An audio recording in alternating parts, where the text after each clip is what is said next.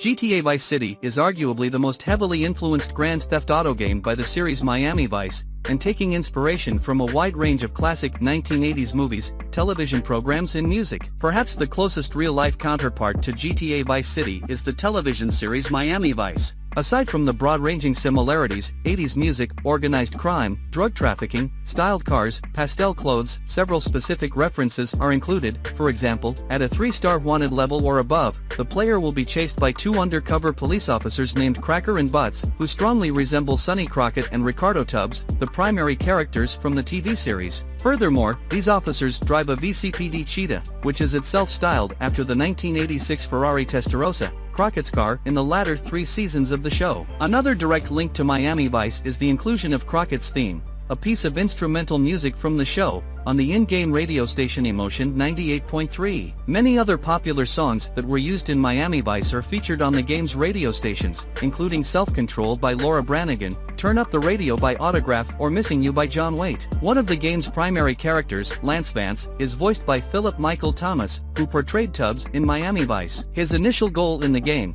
to avenge the death of his brother in a drug deal gone wrong, mirrors Tubbs' objective in the show's pilot episode. Several vehicles and weapons in Vice City are also taken from the TV series, including the Squallow, Sonny Crockett's speedboat, or the Stinger, Crockett's Ferrari Daytona, his car for the first 2 seasons. Two of the antagonists of the game share their first names with the 2 main characters of Miami Vice. Vice City is based on Miami, which was a major cocaine transshipment point for South America during the 1980s. This is further reinforced with its theme of the drug business and crime, as well as the presence of new upper-class businesses and residents in the city, with some of them likely to be funded by the drug business. Vice City is the only city in the 3D universe to not have any highways. Vice City is the only setting in the 3D universe that does not feature a Chinatown district. It also lacks train or subway systems. The city's name is in homage to the 1980s crime drama Miami Vice, which Rockstar Games has cited as a major influence on both Vice City set games. The city is also exposed to hurricanes like Miami or any other city in South Florida. Vice City seems to be in the middle of the summer rainy season, having long, hot, humid days and occasional tropical thunderstorms, much like Miami in summer. Despite being based on the real-life city of Miami, the city of Miami itself exists in some form in the 3D universe, as it is mentioned in both Grand Theft Auto 3 and Grand Theft Auto Vice City. Thomas Vercetti was born in Liberty City in 1951. His father worked in a printing shop, and as a child, Tommy used to clean the rollers with him. Tommy had planned to follow in his father's footsteps, but, in his own words, led a different life. Dialogue spoken by Tommy while fighting indicates that he had a bad relationship with his mother. Tommy is mentioned by Ken Rosenberg in the Mission the Meat Business in GTA San Andreas, leading Carl Johnson to question, who the fuck is Tommy? Tommy Vercetti continued to run the criminal underworld of Vice City after 1986.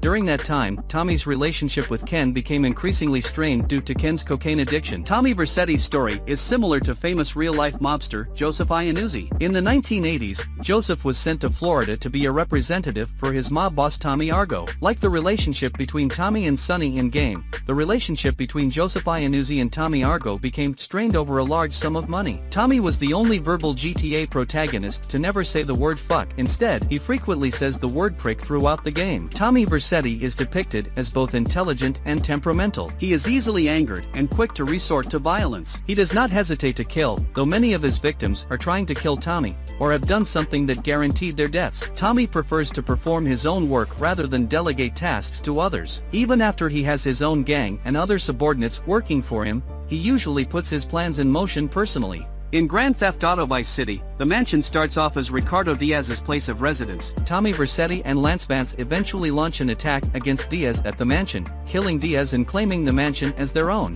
Tommy promptly renames it the Vercetti Estate, and Diaz's gang ceases to exist. After Diaz's death, the mansion serves as a staging area for Tommy to tighten his grip on the city's businesses, eventually leading to the property earning the player $5,000 a day. The mansion is based on Tony Montana's mansion from the 1983 crime drama film, Scarface. The main lobby of the mansion is almost an exact replica, except that there's a single middle staircase in Grand Theft Auto Vice City, while there are 2 side staircases in Scarface. Another key difference is that the world is yours fountain between the split staircases from Scarface is noticeably absent. All of the major antagonists in Grand Theft Auto Vice City are killed in this mansion. In the PS2 version, the security monitors in the office show the interior of Tony Montana's mansion from the 1983 crime drama film. Avery Carrington was born and raised in Texas and later moved to Vice City, becoming, at some point, a successful property magnate and real estate mogul to his willingness to use any tactic including gang warfare, arson, intimidation, murder and demolishing opponents' buildings. Avery is heavily influenced by his father and takes on a protege, Donald Love. Avery Carrington owns the Shady Acres Company and its advertisement can be heard on the in-game radio. He may also have been involved with the company Avery Construction, a property development company working in Blueberry, Red County, San Andreas. His surname is likely inspired by the Carrington family from popular 1980s TV show Dynasty. Avery Carrington is one of the 3 real estate developers in the Grand Theft Auto series to be named Avery. The others are Lenny Avery and Avery Duggan. It is revealed in Morgue Party Resurrection that he was wearing a wig, which confirms both Tommy Vercetti's and the VCBI's suspicions. Avery bears visual similarities to M.F. Fatherton, a propane businessman from the Fox cartoon series King of the Hill. Both are voiced by the late Burt Reynolds. The Vercetti Gang is a powerful criminal organization based in and around Vice City, Florida. They are led by Tommy Vercetti and are essentially a splinter group of the Forelli family, of which Vercetti was previously recognized as a member, and the former Diaz gang. They first appear midway through GTA Vice City. The Vercetti Gang are never formally named in the game. The name Vercetti Gang came from Kaufman Cab's dispatcher Doris announcing Tommy Vercetti's takeover of the business to the drivers. Upon reaching 100% completion, 3 Vercetti gang members can be recruited and act as bodyguards for $2,000. If they accidentally shoot the player during a gunfight, no health or armor will be lost. The Vercetti Gang is the only gang in normal gameplay to use any firearm other than a pistol, as they begin to carry Uzis. Tommy Vercetti's gang and empire are clearly inspired by the Montana cartel from the 1983 film Scarface because members of both gangs are made of employees of drug lords which the protagonist has killed in order to take over their empire. The Vercetti estate is clearly based on Tony Montana's mansion from Scarface. Drug baron Ricardo Diaz's unnamed drug cartel, referred to as Diaz's gang, was a Vice City-based Colombian drug cartel,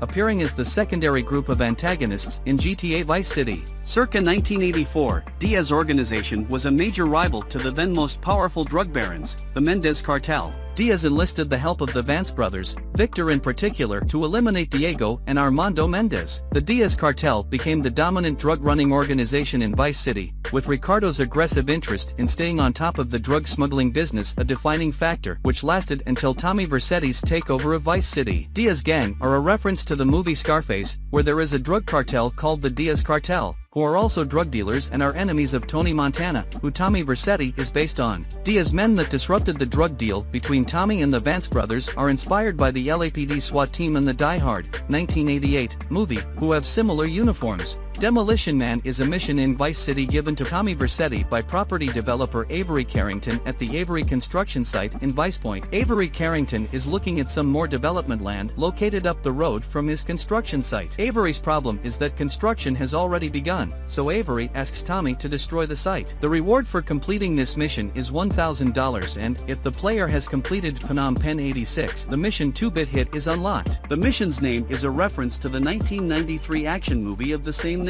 This is the only mission for Avery that does not require the player to change their clothing. One of the construction workers says what the F, making it the only time in the whole game where the word F is intended to be said. The Definitive Edition achievement/trophy Choppered Up requires the player to kill all hostile NPCs using only the RC Chopper's blades. The frustration attached to the mission reached a certain point where players would smash their gaming PC or console. GTA Vice City has its fair share of fun challenges, but Demolition Man seems almost sadistic.